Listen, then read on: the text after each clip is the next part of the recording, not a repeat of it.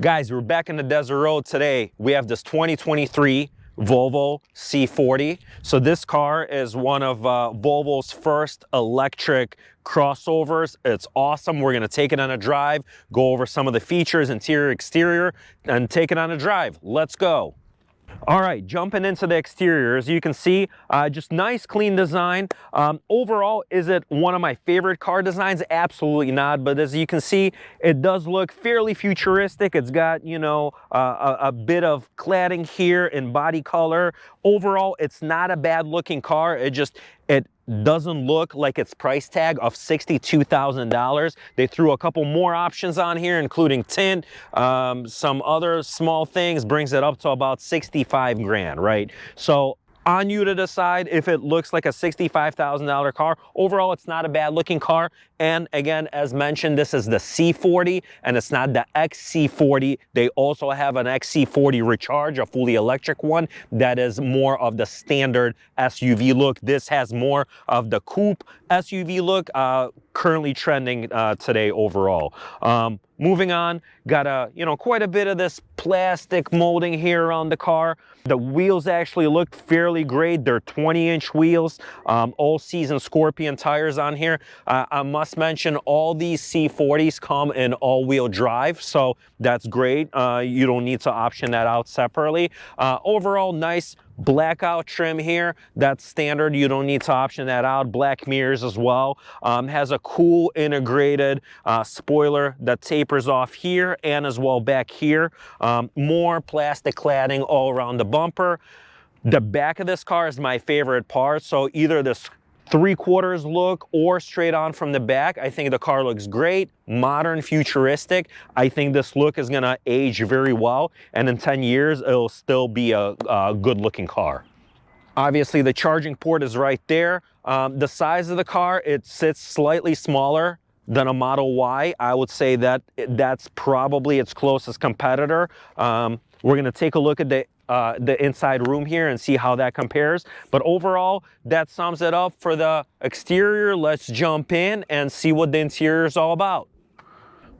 All right, moving into the interior of the car. As you can see, Volvo provided a whole bunch of interesting mix and matching of different materials. First of all, it has this pattern trim right here, which lights up at night, looks very, very cool. Volvo has committed to start going totally leather-free in their cars, and this is one of the first cars where they're fully committing to that. So as you can see, there's almost like a wool-like blend right here on all the doors. Fake leather feel right here, nice soft material, right? It's got door handles, look great. Harman Kardon stereo, nice premium stereo in here. These speakers look great. In the seat, you can see it's almost like a semi-fake Alcantara right here. It looks good. I wonder how this is gonna wear. It's probably not the best choice with children, truth be told. The stitching all around looks phenomenal, very premium. Nice, great feel to the steering wheel. Again, it feels good, it's solid, it's fairly thick. I like this extra aluminum type look right here. Looks very well, very balanced, sporty. Very minimal here on the layout, just a couple buttons for everything that you need. So I'm gonna jump in, talk about some of the other features here. Close the door. Again, this is kind of they took their XC40 and just kind of modified that to be all electric. So again, it even has the location where the start button would be. They covered that up. As you can see, even this trim over here, including the pillars, almost looks like a recycled fabric as well. It doesn't look cheap per se, but you know, somewhat different than other cars you've seen before. The other thing I like, everything does feel overall very, very solid in here.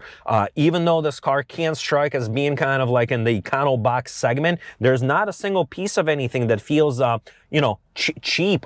Even down to the sun visors and how they clip in, clip out. Everything feels very, very good. One of my biggest pet peeves about this particular car is the fact that it does come with a moonroof.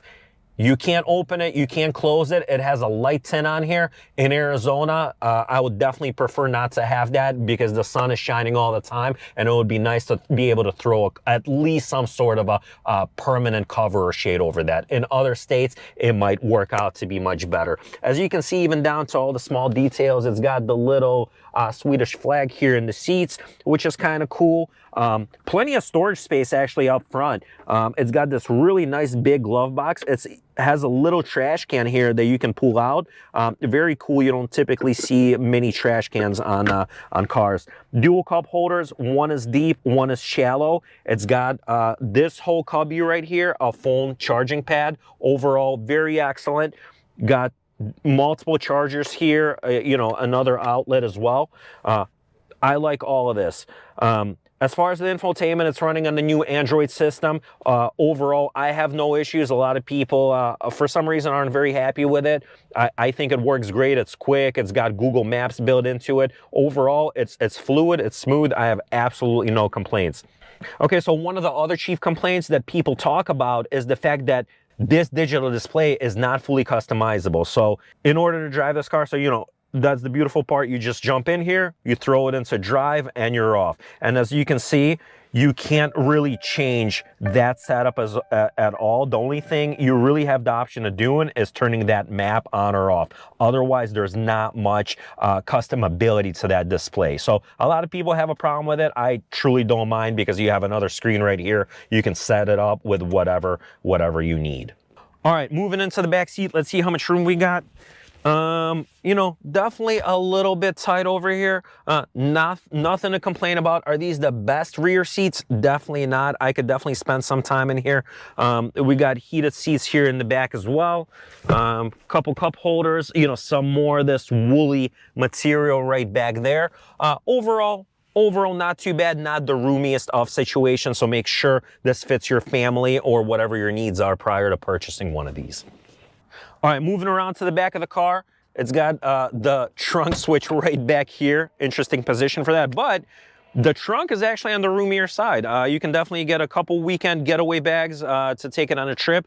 You know, if you have a full-size stroller or anything similar, again, I would double check, make sure this trunk works for you. The slope roof line definitely cuts off some of the space in here.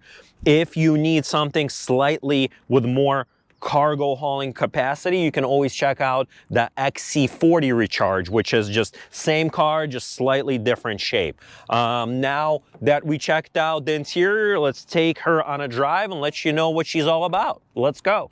All right, guys, driving the 2023 Volvo C40. Initial impressions.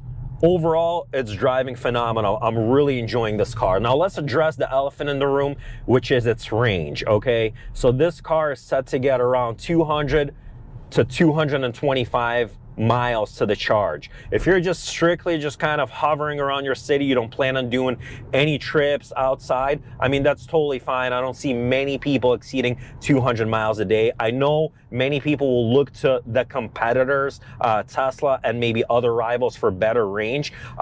Personally, I'm still not even at the point where I'd be ready to take an electric car out of state. So to me, the range is fairly irrelevant. So make sure it fits your needs and make sure you definitely know what something like this will get. Now, moving into my next favorite feature of the car is the fact that Volvo lets you turn off regen braking. So what does that mean? That means you can get this car to drive exactly like an ICE car. It doesn't slow down once you lift your foot off the gas. All the Tesla cars slowly killed that feature in the last couple years. I don't know why they got rid of it. I'm very, very happy that Volvo still gives you the ability to drive this car like a normal car. It prevents some of the nauseousness that myself and other people experience with regen braking in the Teslas. So overall, very, very great. Moving on, this car drives very premium. Because of the way the batteries are laid out, it feels very balanced. It feels very planted on the ground. The handling is great. This car doesn't feel heavy at all. It glides down the road with effortless ease. Acceleration, obviously, as you can imagine, is phenomenal. There's only one choice of battery power in here. It's a dual motor setup. It has 400 horsepower and something to the tune of 480 pound-feet of torque. If I understand this correctly, this is Volvo's fastest car that they ever made. It runs a quarter mile in somewhere in the 12-second range. Is it going to win any drag racing awards? No, you can leave that to Tesla and a couple other electric cars to do that. But for a get up and go, for everyday driving, it has absolutely all the power you might need in something like this. On top of that, this car cruises very, very smooth. It's sitting on 20-inch wheels, but the ride is very compliant. There is no harshness to this suspension at all, and barely any road noise as well, which for a car in this class and kind of a smaller, compact electric class, I'm fairly blown away at how insulated they made this Volvo. Overall, the driving dynamics and the feel of the car is the closest to an ICE car out of any of the electrics I drove. Whereas something like a Tesla feels closer to just a pure appliance, like let's say a refrigerator that just does its job very well. This actually gives you the feeling and the feedback of a normal car, which again, I enjoy, and to me, this makes it that much more pleasant to drive overall. Now, discussing some of the features in here, the one thing I miss the most, and you can't even get it as an option, is heads-up display. In this day and age, when the cost to incorporate it is relatively inexpensive in a $60-some thousand car, which is, you know, the beacon of automotive technology, I would definitely prefer to have a heads-up display in here. The one feature that it does have that I really do appreciate is a 360 camera for parking. Again, do you fully need that in a car of this size on the smaller side? Well, no, but it is nice to have, so that's great. Some of the screens and the layouts, again, is more similar to kind of the standard Volvos that they have. The screen is on the smaller side here. The gauge cluster here is, again, very uncustomizable, but it does give you everything you need. You can have the option of a map, you can turn that off, and obviously you have your speedometer there as well. So not overbearing in any way. I would have preferred more customability to that screen.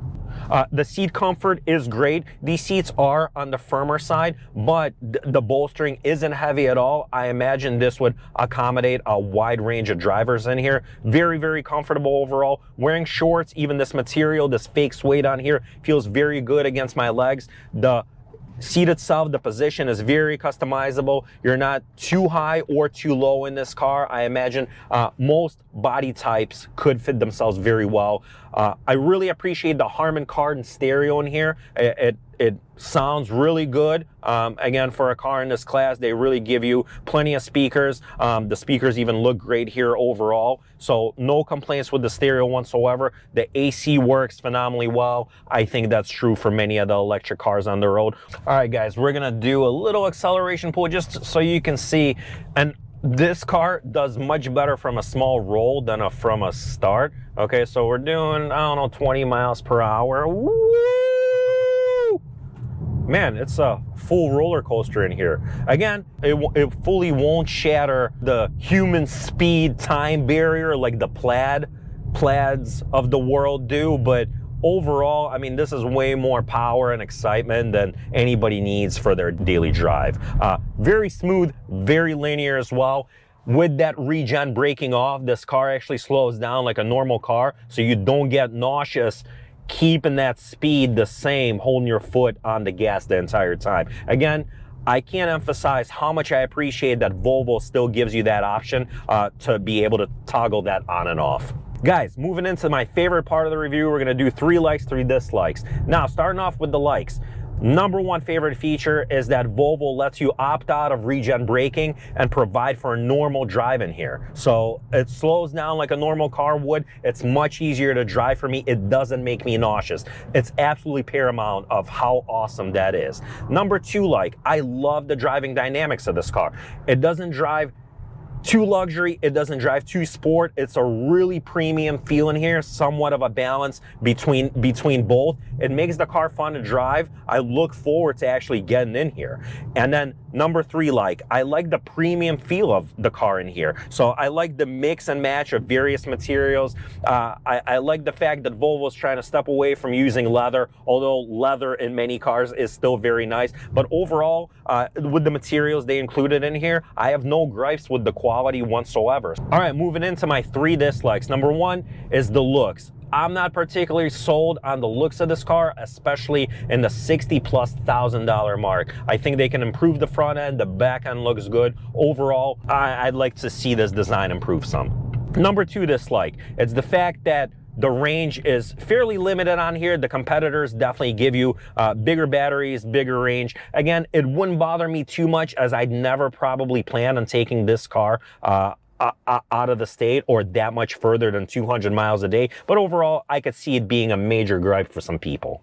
And number three dislike, it's the fact that you can't fully customize this dash in front of you. It's kind of a fixed screen here, just gives you very limited options. Overall, not much you can do with that, considering especially that this screen is fairly on the smaller side. I view this car very highly. I think Volvo absolutely knocked it out for one of their first electric cars. It drives great, it feels great. It's slightly on the pricier side. You got to weigh the pros and cons versus all the other competitors.